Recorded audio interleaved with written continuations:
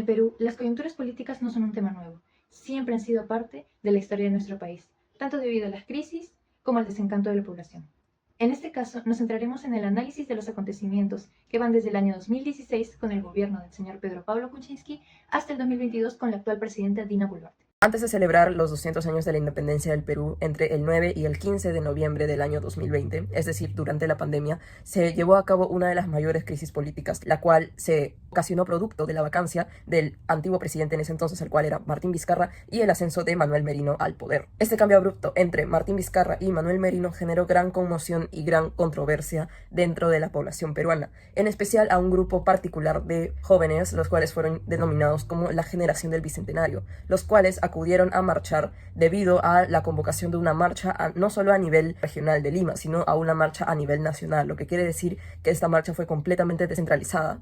Y asimismo no solo contó con la participación de los jóvenes, los cuales eran predominantemente universitarios, sino de adultos. Ahora bien, a pesar de que las manifestaciones y las protestas constituyeron la principal forma de hacerle frente ante el desencanto por parte de la población, también se realizaron diversas formas de protesta que no necesariamente implica salir a la calle. Tales formas de protesta incluían cacerolazos, reposteos por medio de las redes sociales, en especial por Instagram, Facebook y YouTube, y asimismo videos en la plataforma de TikTok. Las protestas que lideraron en las calles se enfrentaron principalmente a la represión policial, que iba desde las bombas lacrimógenas hasta la violencia indiscriminada, que finalmente causó la muerte de dos jóvenes, Inti y Brian Sotelo. Unos estudios del IEP de noviembre de 2020 revelan que el 13% de los peruanos participaron de tales marchas, lo cual comprende 4.290.000 ciudadanos en total. Las principales razones de los manifestantes fueron la polémica vacancia del expresidente Martín Vizcarra Cornejo, la juramentación de Manuel Merino como jefe de Estado, el desacreditado Congreso de la República, entre muchos otros. Por otro lado, tenemos a la llamada Ley Pulpín, conocida como Ley de Promoción del Empleo Juvenil, que fue aprobada en el gobierno de Ollanta, pero que también recibió el apoyo de PPK. Esta ley buscaba incentivar la contratación de jóvenes entre 18 y 24 años con el fin de reducir el desempleo juvenil.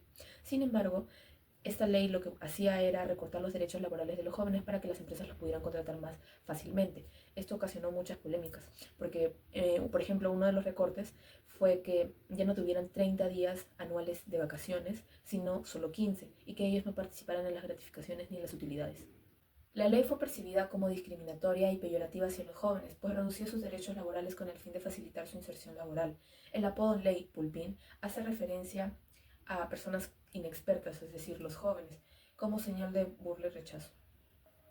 Es por ello que en diciembre del 2014 y enero del 2015 se realizaron numerosas marchas y protestas masivas lideradas por jóvenes universitarios de Lima y otras ciudades que criticaban esta ley por precarizar el trabajo juvenil. Tras las protestas, el Congreso decidió derogar la ley Pulpín en enero del 2015, apenas un mes después de su promulgación, debido a la fuerte presión social. Según Julio Kotler, el país ha estado marcado históricamente por una concentración de poder en las élites dominantes y políticos. Kotler argumenta que el sistema político peruano es altamente excluyente, no solo por sus desigualdades sociales, sino también por su estructura oligarca, lo que pone en duda si verdaderamente existe una democracia, una igualdad social y un respeto hacia los demás. Este modelo refuerza las brechas existentes entre las élites y las mayorías populares, lo que limita grandemente la participación y la influencia de estas últimas, pues solo beneficia a una minoría. Esto no es una democracia, esto no es un régimen democrático. ¿Podrías presentarte tu nombre completo, tu edad, a qué te dedicas? Bueno, yo me llamo Rubén Jordán Bueno, soy licenciado en Filosofía por la Pontificia Universidad Católica, tengo 25 años y me dedico a ser filósofo, lo que significa que soy jefe de práctica en generales letras y bueno, esencialmente eso.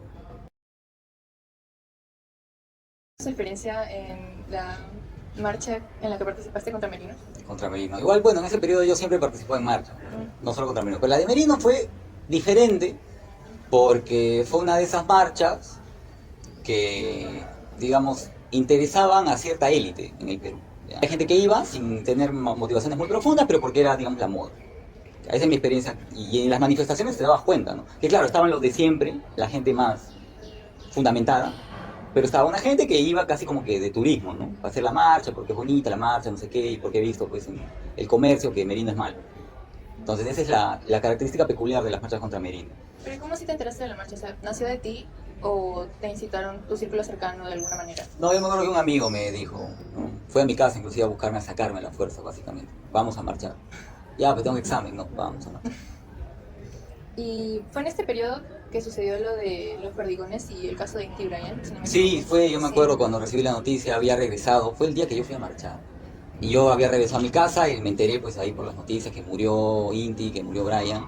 Y claro, fue un golpe, ¿no? Que sentimos todos, pero creo que no sé si fue ese mismo día o al día siguiente que renunció Merino en la noche, creo que fue ese mismo día. Y renunció, entonces bueno, por un lado estaba bien, pero fue un golpe, ¿no? Para muchos de los que participamos. Entonces, digamos que entre la indignación y un poco de la esperanza cuando salió Merino de que tal vez pase algo que nunca pasó, pues, eso era lo que sentí. Y de los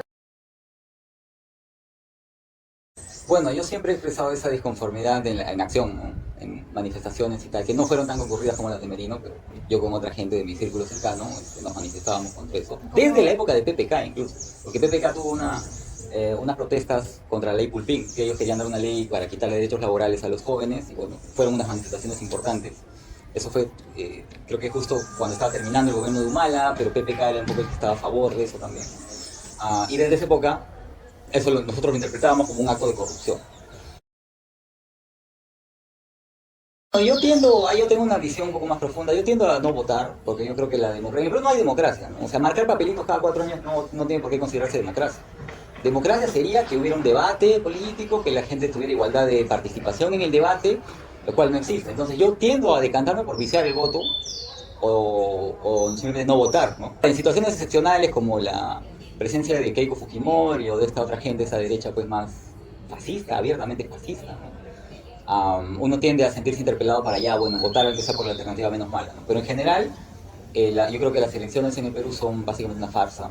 Y qué es lo que vimos, ¿no? Porque ganó un patita que era un campesino pobre y lo sacaron en 2 segundos. Porque obviamente no tenía un proyecto orgánico, pero porque el poder es otra cosa que simplemente ganar las elecciones o estar en el gobierno. El poder en el Perú lo tiene la élite económica, lo tiene la prensa, y bueno, otra gente que tiene privilegios raciales e incluso de género, ¿no?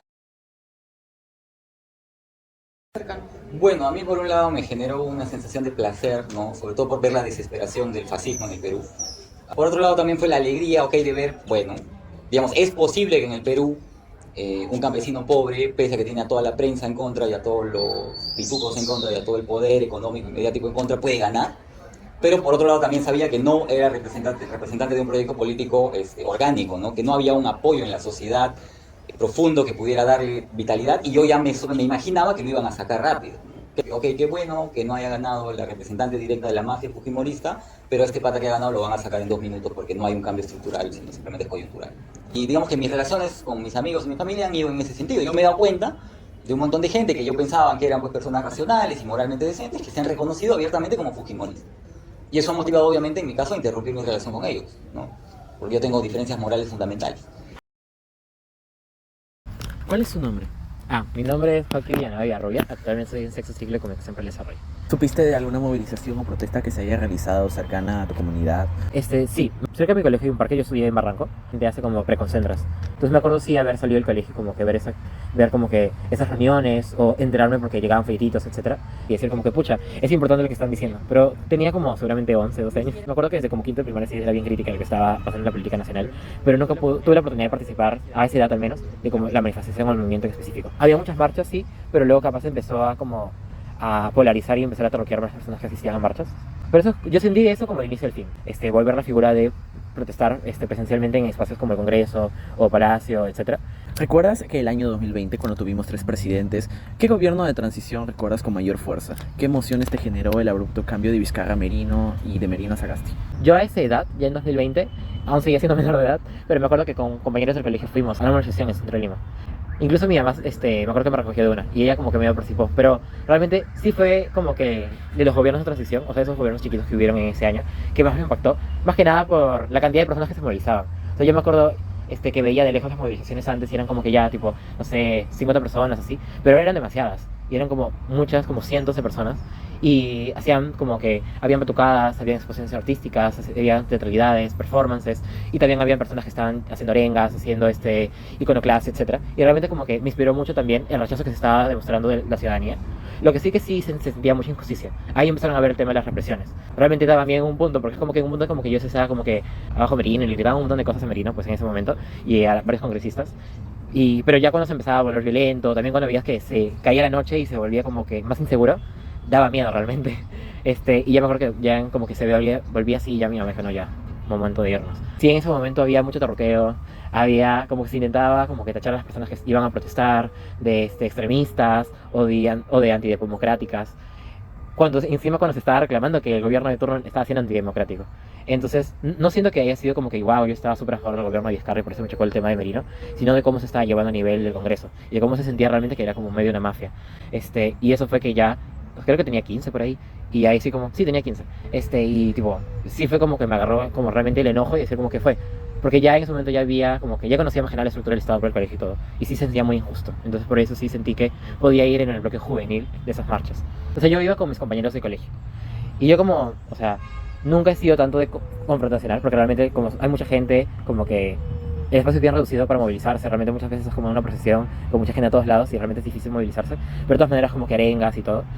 Pero claro, yo estaba en la parte juvenil, que seguramente ahí no había tanta bronca, pero me acuerdo bien clarito que a un compañero de mi secundaria, que era como más alto y estaba como a una fila adelante casi protegiendo el resto de la promoción, un policía vino y como que intentó como que golpearle con los bastones esos de policía. Fue mi primera impresión de como darme cuenta que capaz la policía o que realmente iba a haber mucho rechazo ante las personas que estaban protestando, incluso jóvenes menores de edad, porque se estaba polarizando demasiado las cosas, se intentaba tachar de extremista a cualquier persona que protestara, y era bien violento. O sea, realmente la gente en un momento se empezaba a lisoriarse con las personas de la policía, o sea, las personas que intentaban como detener el tema de las marchas, o sea, gente de la nada que se metía a debatir a la gente, y había muchos confrontamientos de cara a cara, y gente que también que se hinchaba en medio de las protestas. Y bueno, también, claro, la policía arremetiendo contra la población. Y claro, bueno, los fallecimientos después. Creo que cuando fue el tema del fallecimiento sí me chocó mucho. Porque recuerdo haber pensado que, pucha, yo estuve ahí hace media hora. Y ser como, me puede haber pasado algo. Como se sentía muy injusticia, se sentía como que eres un criminal solo por estar en la calle y intentar defender tus ideales políticos. En conclusión, los testimonios otorgados por los dos entrevistados sí coinciden con las fuentes académicas investigadas para la realización de este video.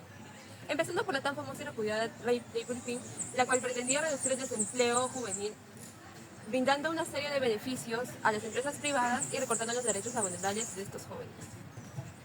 Esta ley fue propuesta durante el gobierno de Ollanta Humala y siguió hasta el gobierno de PPK. Esto desencadenó una serie de protestas a lo largo y ancho del país en la cual los jóvenes salían a luchar para poder proteger sus derechos laborales. Finalmente, esta ley sí fue derogada, se respetaron los derechos de los jóvenes, pero en la memoria colectiva de estos, la ley Pulpín fue y es considerada como un efectivo acto de corrupción, como un atentado ante los derechos laborales y también como un atentado a la democracia. Esto lo podemos ver en el testimonio que nos brindó el entrevistado Robert Jordán. Bueno, asimismo, podemos ver que otro caso de crisis política fue las marchas contra Merino en el 2020, que también coinciden con la información brindada por las fuentes académicas. A estas protestas se sumaron muchas personas, ya sea saliendo a las calles y también protestando desde sus hogares, realizando cacerolazos o vistiendo el pueblo con el eslogan "Merino no me representa". También recordemos que en esta época un grupo de influencers de entre 16 y 25 años se manifestaban en las redes sociales expresando su abierto y total rechazo ante el gobierno de Merino. Con esto nos queda claro que no solamente las personas que comúnmente participaban en marchas, como los estudiantes o las personas que persiguen un interés político y social participaban, sino que también personas que no tenían ningún interés político o que antes no habían participado en este tipo de marchas y protestas, como estos jóvenes influencers que mayormente se dedicaban a realizar contenidos de baile y de entretenimiento. Lamentablemente, a raíz de la represión que existió dentro de estas protestas, 2 jóvenes fallecieron. Ellos luchaban por la democracia, ellos luchaban por su país. Muchos sociólogos, como hemos podido ver, denominaron a toda esta generación nueva que salió a luchar como la generación del Bicentenario.